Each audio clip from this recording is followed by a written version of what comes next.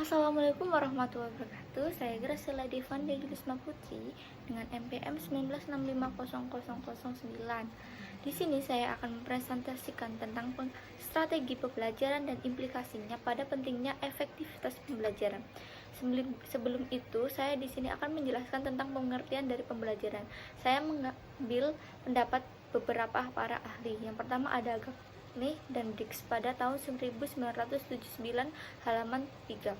Pembelajaran adalah suatu sistem yang bertujuan untuk membantu proses belajar peserta didik yang berisi serangkaian peristiwa yang dirancang, disusun sedemikian rupa untuk mempengaruhi dan mendukung terjadinya proses peserta didik yang bersifat internal. Yang kedua ada Sadiman DKK pada tahun 1986 halaman 7. Pembelajaran adalah usaha-usaha yang terencana dalam memanipulasi sumber-sumber belajar agar terjadi proses belajar dalam diri peserta didik. Jadi pembelajaran merupakan aktivitas-aktivitas yang dinamis dan saling berkaitan. Proses pembelajaran terjadi karena adanya sesuatu yang mendorong dan adanya suatu tujuan yang akan dicapai. Kemudian di sini juga ada pengertian dari strategi pembelajaran sendiri. Saya juga mengambil dari beberapa para ahli. Yang pertama ada Dickey dan Carey pada tahun 1990 yang isinya pembelajaran terdiri seluruh komponen materi pembelajaran dan prosedur kegiatan belajar yang digunakan oleh guru dalam rangka membantu peserta didik mencapai tujuan pembelajaran tertentu. Yang kedua ada Miyarso pada tahun 2004 halaman 530. Pembelajaran adalah pendekatan menyeluruh atau pembelajaran dalam suatu sistem pembelajaran yang berupa pedoman umum dan kerangka kegiatan untuk mencapai tujuan umum pembelajaran yang dijabarkan dari pandangan falsafah dan teori belajar tertentu. Jadi strategi pembelajaran adalah keputusan guru dalam menetapkan berbagai kegiatan yang akan dilaksanakan, mulai dari saran dan prasarana yang baru. Adapun komponen dari strategi pembelajaran, yang pertama ada urutan sequence atau kegiatan pembelajaran yang terdiri dari subkomponen pendahuluan atau kegiatan awal dalam pembelajaran. Yang kedua ada subkomponen penyajian atau inti dari kegiatan pembelajaran. Yang ketiga ada subkomponen penutup atau akhir urutan dari kegiatan pembelajaran. Yang kedua ada media yang digunakan. Media adalah segala bentuk dan saluran yang digunakan untuk menyampaikan pesan atau informasi dari pembelajaran. Yang ketiga ada pengelolaan kelas. Pengelolaan kelas terdiri dari satu kelas, yaitu merupakan ruangan belajar atau lingkungan fisik. Yang kedua ada rombongan belajar atau biasa dinamakan lingkungan sosio-emosional. Yang ketiga ada metode pembelajaran, cara yang digunakan oleh guru dalam menyampaikan pesan pembelajaran kepada peserta didik dalam mencapai tujuan pembelajaran. Yang terakhir ada waktu tatap muka, yaitu pendidik atau guru harus tahu alokasi waktu yang diperlukan dalam menyelenggarakan proses pembelajaran dan waktu yang digunakan guru dalam memberi informasi pembelajaran.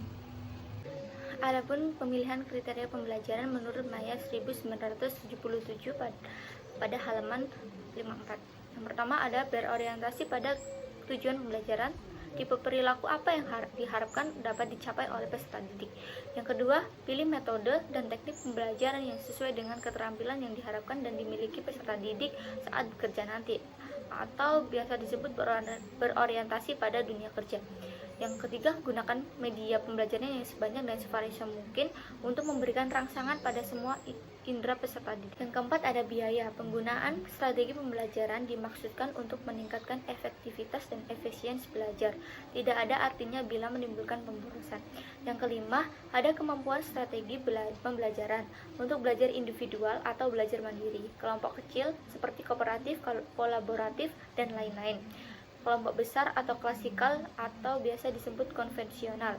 Yang keenam ada karakteristik strategi pembelajaran yang bersangkutan, apa kelebihan dan kekurangannya, bagaimana karakteristiknya dan sebagainya. Yang terakhir ada waktu, berapa lama waktu yang diperlukan untuk melaksanakan strategi pembelajaran yang dipilih, berapa lama waktu yang tersedia untuk menyajikan materi tersebut dan sebagainya.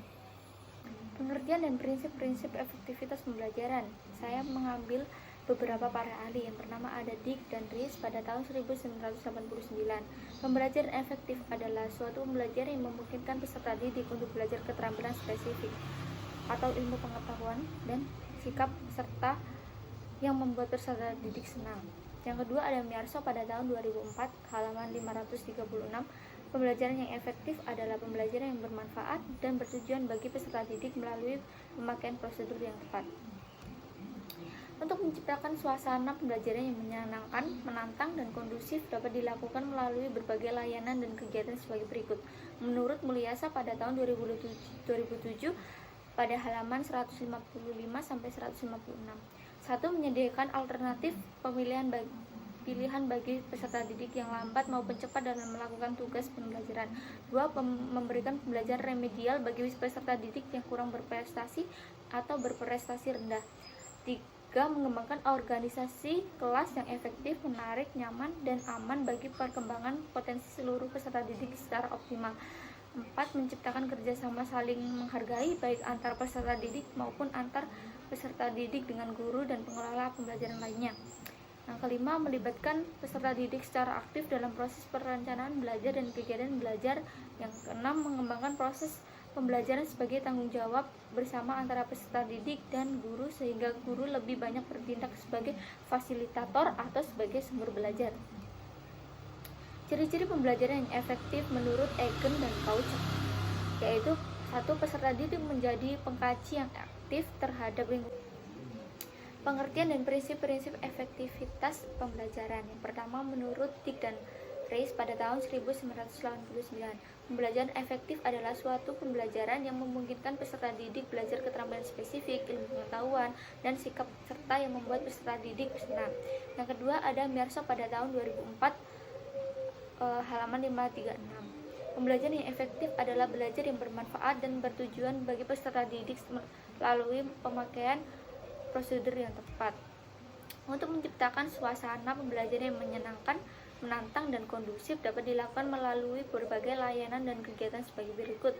Menurut Mulyasa pada tahun 2007, halaman 155-156. Yang pertama, menyediakan alternatif pilihan bagi peserta didik yang lambat maupun cepat dalam melakukan tugas pembelajaran. Yang kedua, memberikan pembelajaran remedial bagi peserta didik yang kurang berprestasi atau berprestasi rendah.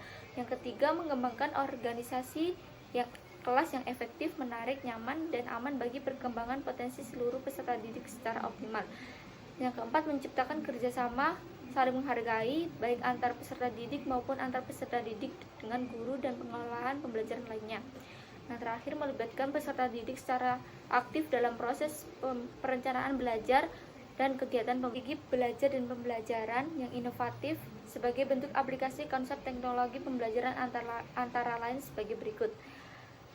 1. Ada resource based learning atau pembelajaran berbasis aneka sumber atau bebas. Strategi pembelajaran ini memiliki karakteristik yaitu peserta didik diberikan atau disediakan berbagai ragam dan jenis sumber belajar baik cetak. Yang kedua ada castle problem learning atau case based learning. Strategi pembelajaran ini memiliki karakteristik yaitu peserta didik diberikan suatu permasalahan struktural untuk dipecahkan. Yang ketiga ada simulation based learning. Strategi pembelajaran ini memiliki karakteristik yaitu peserta didik diminta untuk mengalami suatu peristiwa yang sedang dipelajarinya. Yang terakhir ada collaborative based learning.